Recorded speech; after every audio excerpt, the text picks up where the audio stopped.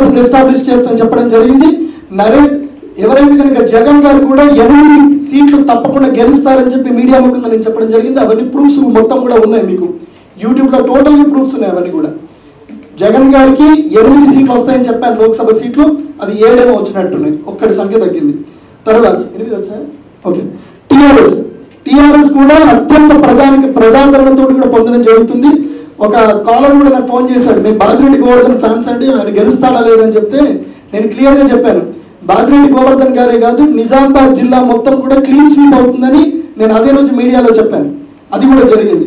తర్వాత పవన్ కళ్యాణ్ గురించి, పవన్ కళ్యాణ్ ఎప్పుడైతే కనుక స్టేట్మెంట్ ఇచ్చారో, ఇక్కడ నెక్లెస్ రోడ్ లో స్టేట్మెంట్ ఇచ్చారు, ఏమని, నేను రాజకీయాల్లోకి రాబోతున్నాను, దానికి సంబంధించిన రాజకీయాల గురించి మాట్లాడుతానని చెప్పి. అప్పటికి మీడియా మొత్తం కూడా పవన్ కళ్యాణ్ ఏం చెప్తాడు, మార్చి 10వ తారీఖు అని చెప్పి మీడియా మొత్తం కూడా కోడైకి వస్తుంది.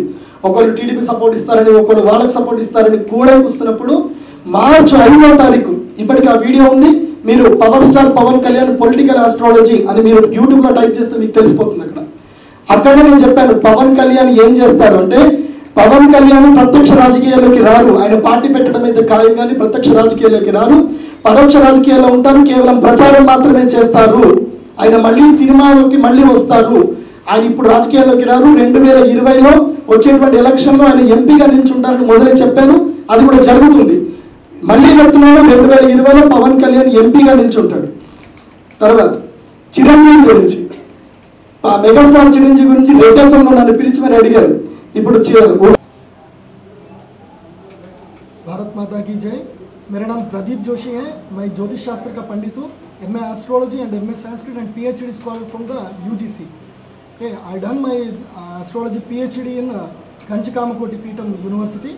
सो मैंने नरेंद्र मोदी जी के बारे में और भारत देश का जो इलेक्शंस के बारे में पहले ही अप्रैल 1st वीक में मैंने ज्योतिष शास्त्र के अनुसारित्या मैंने पूर्व ही ये फलित बोला कि नरेंद्र मोदी जी ने स्वतंत्र गवर्नमेंट एस्टैब्लिश करेगा और इतना सीट मिलेगा नरेंद्र मोदी जी को, कभी किसी से ऊपर ज़रूरत नहीं पड़ता, किसी से ऊपर भरोसा नहीं रख सकता।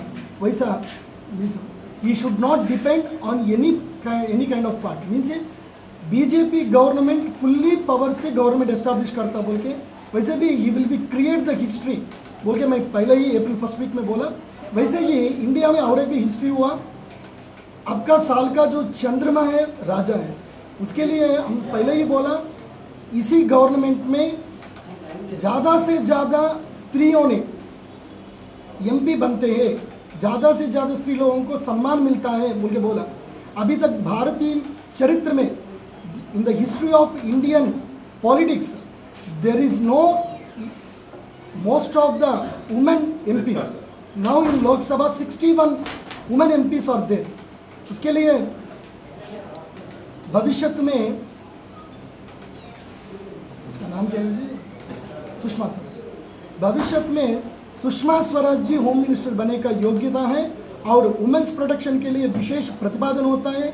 और नरेंद्र मोदी जी एंटी करप्शन फोर्स भी 100% एस्टैब्लिश करते हैं और CBI को जो सीक्रेट इन्वेस्टिगेशन ऑफ ब्यूरो उसको नरेंद्र मोदी जी विशेष प्रतिपादन देते हैं। और एक मुख्य विषय क्या है कि इस बार नरेंद्र मोदी जी का गवर्नमेंट में 5 से लेकर 7 तक एक्स्ट्रा मिनिस्ट्री लेवल्स आता है, मीन्स ज़्यादा मिनिस्ट्री को रखता है। उसमें प्रत्येक मिनिस्ट्री क्या है कि एंटी टेररिस्ट एक्टिविटीज़ को पूरा आर्मी के अंडर कर देता है। टेररिस्ट एक्टिविटीज़ को पूरा बंद करने के लिए नरेंद्र मोदी जी टेक्नोलॉजी को पूरा इस्तेमाल करता है, जिससे एक सैटेलाइट को भी भेज के जो कश्मीर में जो पाकिस्तान वाले जो टेररिस्ट लोगों ने पूरा हमारे इंडिया में घुसते रहते हैं उसको भी रोकने के लिए पूरा टेक्नोलॉजी यूज़ करके आर्मी को फुल्ली उसको अथॉरिटी दे देते हैं। और एक भी मिनिस्ट्री रखते हैं उसके लिए एंटी मनी लैंडिंग को, जो हमारा देश में एंटी मनी लैंडिंग से ज़्यादा टेररिस्ट एक्टिव ज़्यादा हो रहे, उसका most important thing anti money laundering है।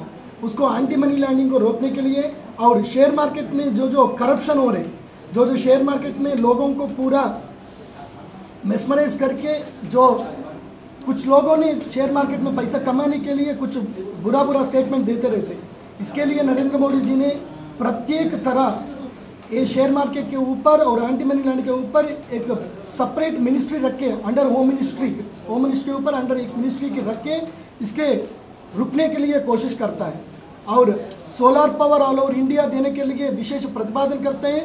एवरी स्टेट में 24 आवर्स इंटू 7 मीन्स हर एक टाइम पर सोलर पावर आने के लिए हर एक घर वाले को भी विशेष जो डिस्काउंट दे के, जो रायता दे के हर एक घर वाले को भी सोलर पावर रखने के लिए समर्थन देता है। और in future women's protection force will be start. Women's protection force women's के ऊपर जो जो अराजक हो रहे उसके ऊपर सेपरेटली स्पेशल एक मिनिस्ट्री रखते हैं। वुमेन्स के बारे में सेपरेट वही केस देखने वाले हैं। वो सभी सुषमा स्वराज के अंडर भी रहते हैं बोल के हमारा ज्योतिष का फलित है। और वैसे भी नरेंद्र मोदी जी का गवर्नमेंट की जो तरीका से कुछ जो राजकीय लोग कुछ लोग हैं उन लोग बहुत थक जाते हैं। उन कुछ लोग भी राजीनामा करने के लिए मीन्स वो मिनिस्ट्री से जो गवर्नमेंट से बाहर जाने के लिए कोशिश भी करते हैं। नरेंद्र मोदी जी किसी से भी नहीं डरते हैं। उसके लिए इंडिया गवर्नमेंट फुल्ली पावर है, उसके लिए किसी से भी नहीं डरते। एंड वन मोर, हमारा इंडियन हिस्ट्री में अभी तक कोई भी इतने बिल्स पास नहीं करते, उतना बिल्स पास करते, जैसे भी मतदान के बारे में, जैसे भी एग्रीकल्चर और solar power and anti corruption Lokpal bill.